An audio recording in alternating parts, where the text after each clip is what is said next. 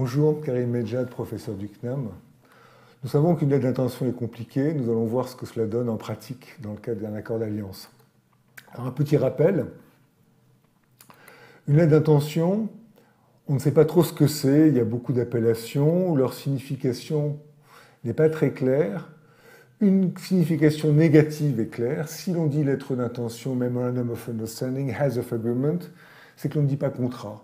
Donc, c'est que l'on signale une volonté de ne pas être dans le cadre d'un contrat. Ceci dit, et c'est une ambiguïté de plus, tout dépend bien sûr des lois applicables, puisque certaines lois nous disent qu'on est quand même dans un champ contractuel lorsque l'on est dans une lettre d'intention.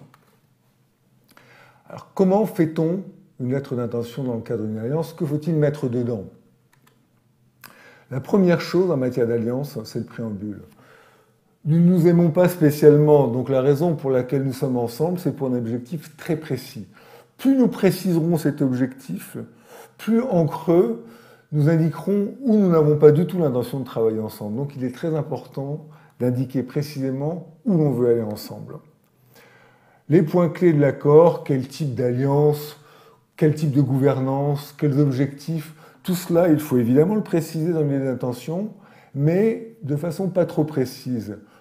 L'objectif n'est pas d'écrire par anticipation le contrat. L'objectif, c'est d'indiquer dans quel champ on veut situer les négociations. Donc, éviter d'aller trop loin dans le détail des clauses de la lettre d'intention. Faut-il ou non indiquer une loi applicable? Faut-il ou non préciser dans la lettre d'intention quelle est sa portée? Oui, je le conseille, sachant que, rappelez-vous, on ne sortira jamais totalement de l'ambiguïté dans une lettre d'intention, et c'est tout son charme. La durée, enfin, est une dimension clé dans une lettre d'intention, toujours pour des raisons de plein et de creux et d'ambiguïté. Si je vous dis au-delà de telle date, je reprends ma liberté, ce que je vous exprime en creux, c'est que avant cette date, je ne suis pas totalement libre et vous non plus. Donc on est bien dans une logique qui rappelle furieusement les fiançailles. Cela n'a pas de signification juridique, mais quand même, il y a une petite obligation de non-concurrence pendant la durée de ce type d'accord ambigu. Rappelez-vous, nous sommes dans l'ambiguïté, mais par ailleurs, nous voulons quand même que certains engagements soient fermes. Comment faire? Eh bien, c'est simple, ces engagements, il faut les sortir de la lettre d'intention, tout simplement.